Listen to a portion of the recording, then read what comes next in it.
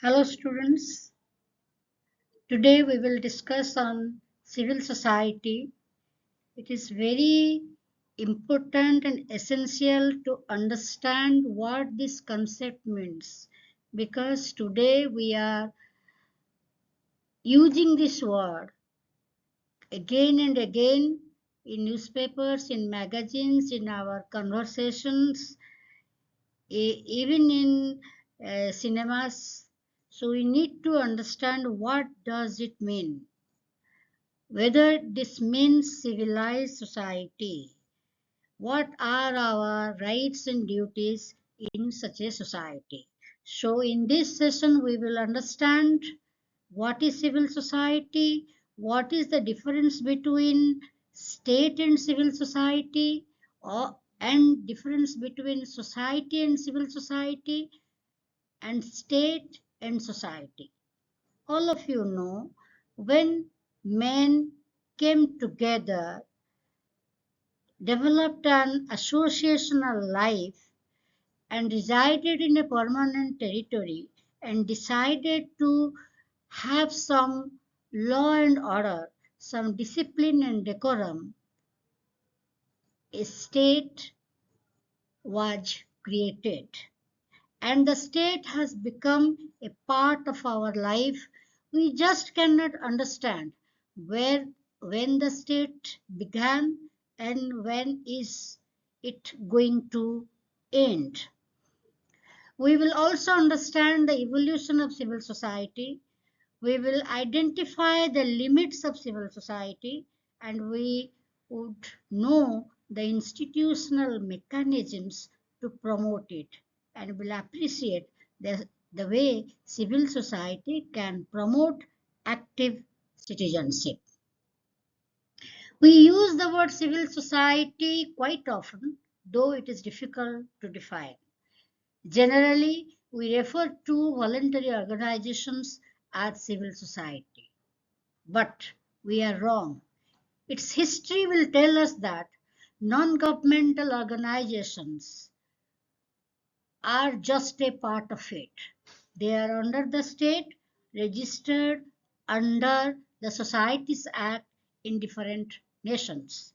It facilitates the associational life of human beings. It allows human beings to come together in a group for the fulfillment of a definite purpose. Discussions on civil society continues as there is a belief that it enhances the spirit of democracy. Civil society is the social association of citizens united by common interest and collective identity. Such association manifests will and interests of all citizens. John Arthsot considered it as the third sector after government and market or business. The civil society in the sense that we behave in a civilized way, in a disciplined way, we respect order, we respect law and governance. The aggregate of non governmental organizations and institutions that advance the interest and will of the citizens can be called as civil society, or individuals and organizations in society which are independent of the government and is the result of associational life of the people. Now, when the state was not envisioned, people in ancient society did not differentiate between state and society. For them, society means where individuals came together to have a disciplined life for the sake of good life. We forget to mention Aristotle or Locke when we talk about civil society. Aristotle, in his concept of revolution, talked about this concept in an implicit way. Aristotle, the father of political science, who wrote the uh, the internationally acclaimed book Politics.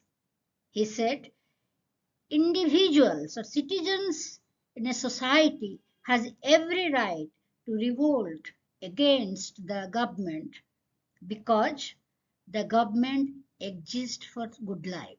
Aristotle said, a man without a state or society is either a beast or a god. So therefore, state continues to exist for the sake of good life. And it is people coming together will pursue this good life for the sake of happiness. Locke in 17th century probably meant civil society when he said about a two-stage social contract.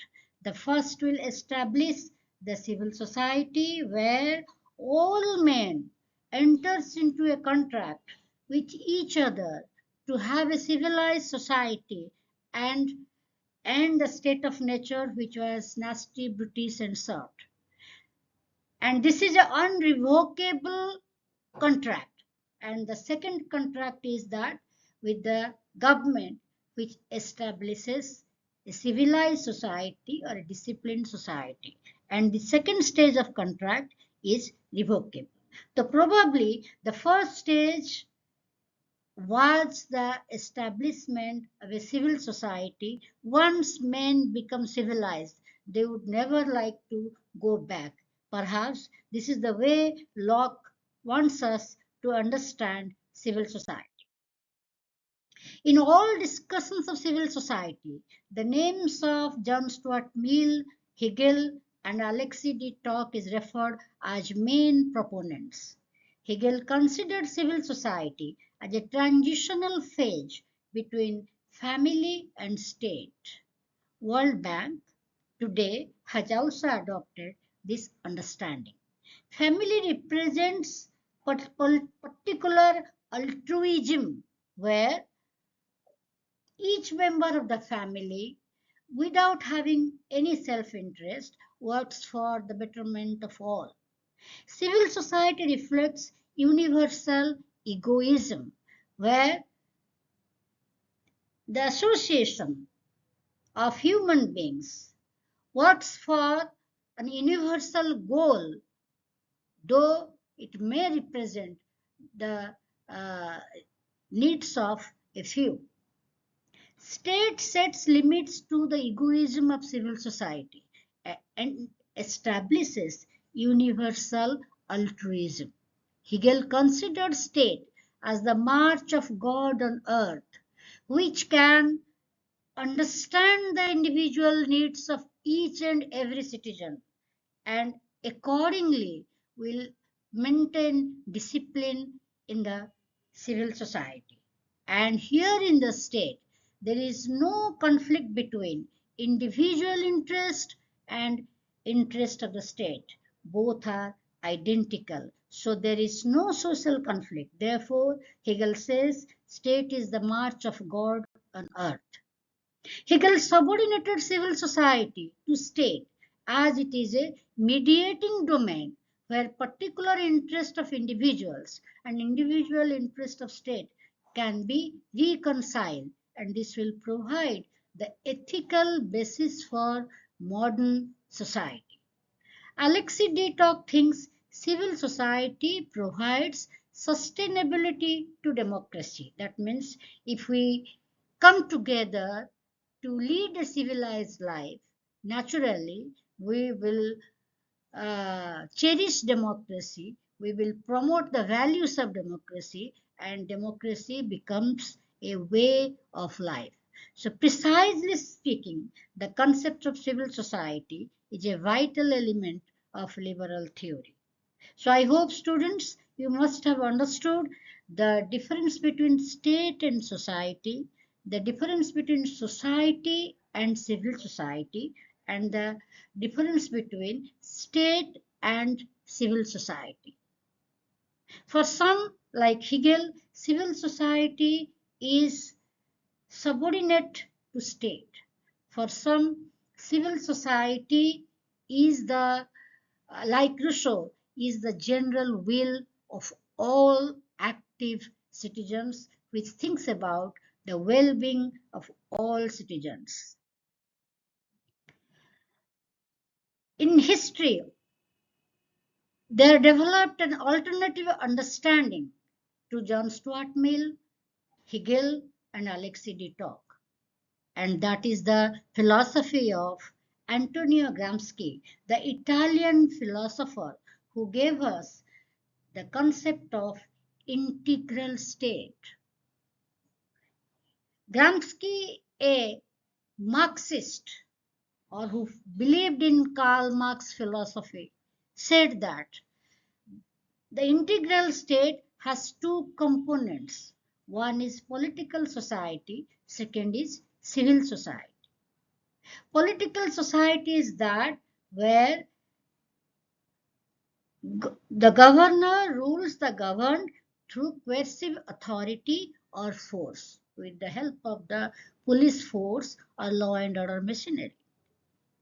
Civil society means here the governor tries to draw legitimacy from the people and somehow or other tries to get the consent of the people through different instruments like the media, the school, the culture, uh, the style of life, everything.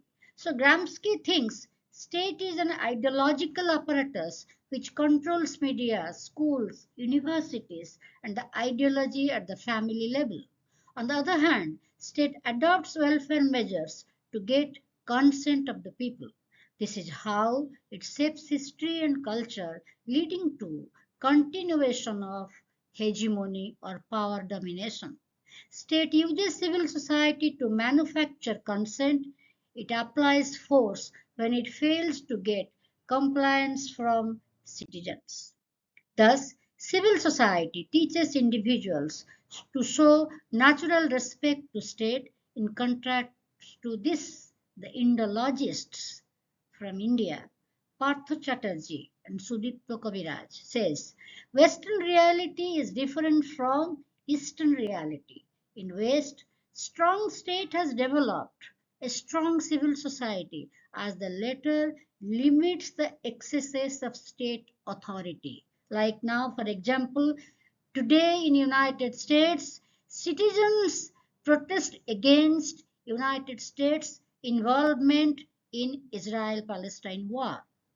In India, the state is not that powerful, and so civil society is evolving slowly. A welfare state of Indian type shapes the action of citizens, moderates the radical social movement, and sets limits to civil society actions. Thus, we have to accept the understanding of Anthony Giddens, the sociologist. He says market and government cannot resolve all problems of citizens. Civil society, the third sector, should be strengthened to join hands with the other two sectors to resolve some issues of people. However, sometimes civil society can take anti-democratic stance to counter the state. So we have understood the concept of civil society and how the civil society may act. So now we will discuss or we will do some activities like suppose you are asked, give two examples where the civil society joined hands with the state to bring radical reforms. Now, let me tell you, one can do it in two ways. One can do it at the individual level, one can do it at the community level. See the picture. Here a girl is teaching the women and girls, a young girl, disseminating knowledge in a village. Now, children or young girls coming together are trying to provide safety to their community. And today it is called as community policing. Here, civil society is acting in a group, so we can act in an association. If you are asked name some works of civil societies in your country, you must say like this: educating public opinion through different activities, giving voice to unorganized migrant labor like the bricklayer workers or domestic workers or construction workers, increasing transparency through public scrutiny, can influence policy making, can monitor policy implementation when uh, we distribute uh, food grains in fair price shops, fosters legitimacy for the state by garnering consent from the people. How can we judge whether a non-governmental organization is helping in the development process or it is engaged in certain radical activity? Remember, any type of radical activity is not good for well-being. Large-scale people's participation and active citizenship, ensuring accountability of public authorities, financial sustainability, concern for the deprived and marginalized. If these four features are not there in the uh, actions of the non-governmental organizations, then that non-governmental organization is not working for the welfare of the people. So they should be countered by the state or the government.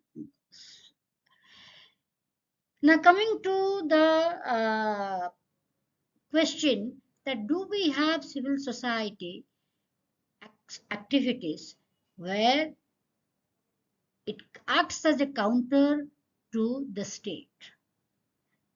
One such example is pro-Khalistan protest before Indian embassy in Canada by non-resident Indians. See the picture where you can see this. Such type of associational activities are not good for the well-being of the people. So if this is the way we think civil society, should civil society be banned? Then the answer given by John Scott is no, because civil society enhances democracy and makes people safe and secure. See the pictures. Women and men are standing in a queue to exercise their voting rights. The second picture where the young girls and boys are cleaning a beach. Now, such type of activities is possible if we have a vibrant civil society, which is possible only in a democracy, not in a dictatorship. So this is how we need to understand civil society, because the without civil society, democracy cannot survive, or democratic way of life cannot be established. So dear students, think over it deeply and try to understand and imbibe the values of developing a vibrant civil society which will work as against the arbitrary actions of the state. Thank you.